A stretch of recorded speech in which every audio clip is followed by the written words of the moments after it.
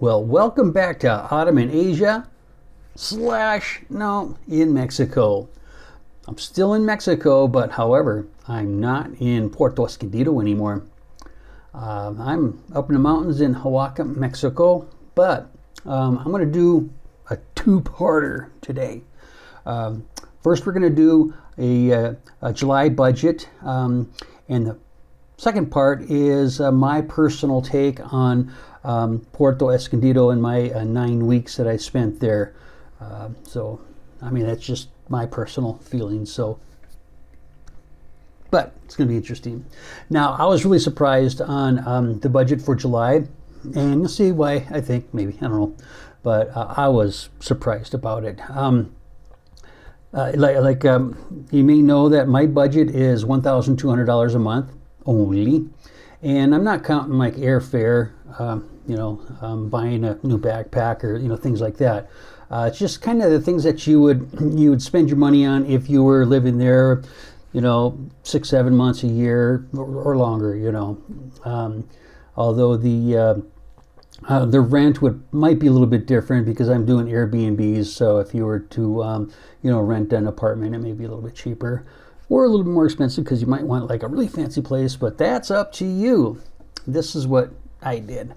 Okay, now this is what surprised me is for the month of July, I only spent right around $900. I mean, I've got $300 more I can play with. But technically, actually, that $300 almost covered my airfare and luggage and all that stuff up to Oaxaca here, because I did take a plane and yeah. Anyways, I want to break that $900 down, and I had about $47 of miscellaneous, and that was like my laundry, haircuts. I bought a really nice shirt. I bought a Tommy Bahama shirt for $6.50. I asked the lady, "Do you got any more in my size, please?" I love Tommy Bahamas, and if anybody ever bought one, you'll know that they're a lot more than $6.50. And also donations to the street people. You might have seen that in one of the last videos. Go ahead and take a look at it.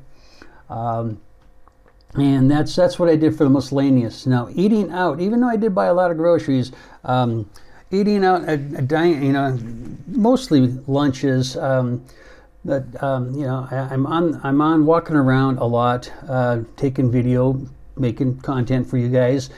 So I really can't always eat, what I cook at home. And that was about $90 for the month, which wasn't too bad. Yeah, it wasn't too bad, I don't think. And I did spend about $203 some cents on groceries. I had a really nice kitchen at all three of the places, Airbnbs that I stayed at in Puerto Escondido. So that was really, really nice.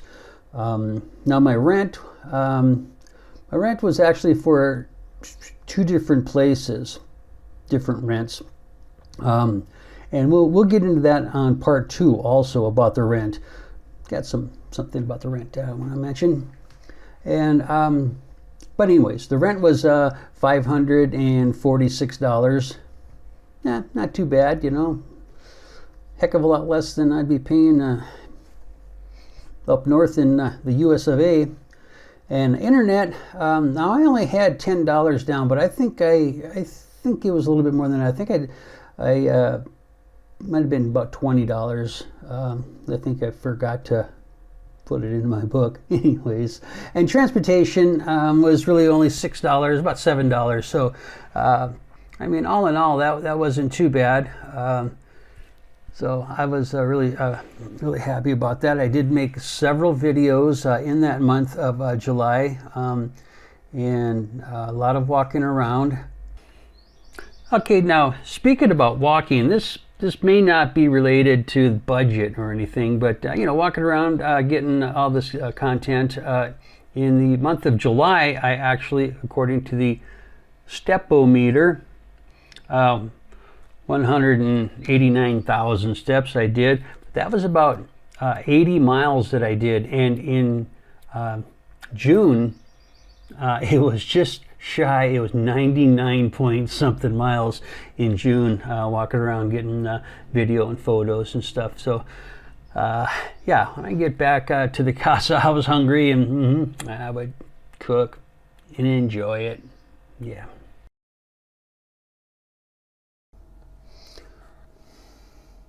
Okay, this is part 2, the controversial part. I'm just going to go, do a little bit of pros and cons, what worked and what kind of needs a little bit of work done on it. And this is just my perspective, being a non-Spanish-speaking person, from USA. So that's just me, and I don't mean to, be mean or anything. But what does work is I'll tell you right now, is transportation. The taxis were great. You can get almost anywhere in town for about 50 pesos. If you're going further, if you're going to go up to Playa Bojocho or something, talk to your taxi driver. I always ask him, how much.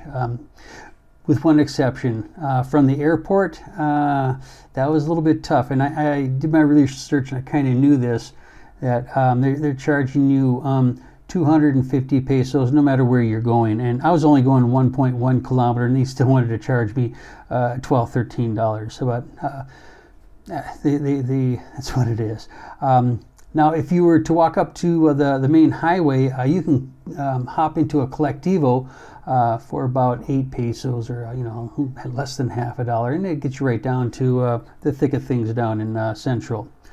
Now, lodging, there's a lot of great lodging there, and the hotels, I don't believe there would be like any 2 stars yet, but I see some being built.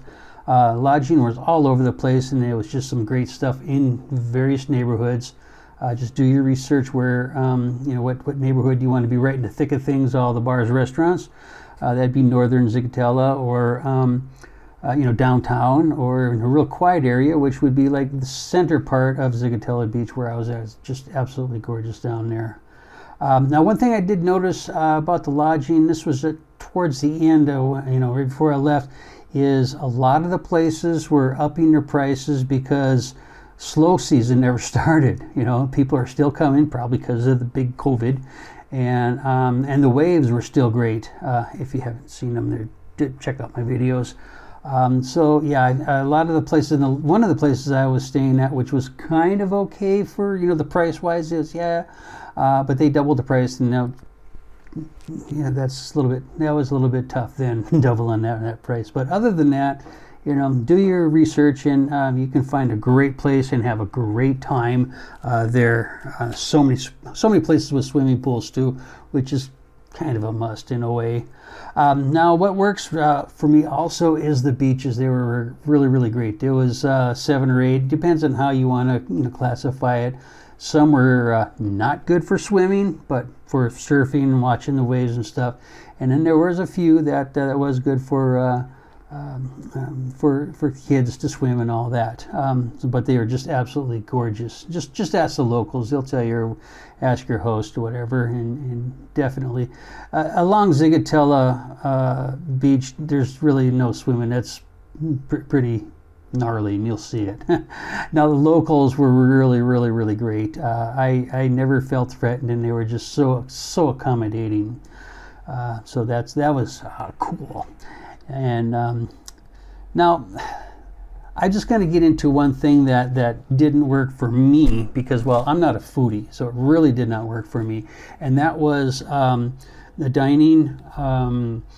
You only had like 3 choices. You had, local cuisine, pizzas with no sauce, and hamburgers, it seemed like. And all of the restaurants were local food, and some of them would have the pizza, some of them would have a hamburger, but they try to get something other than that, try to get some Italian food or some Thai food or whatever it is. There wasn't much of a variety that I saw. Perhaps down in La Punta maybe, but I sure didn't really see much of a variety.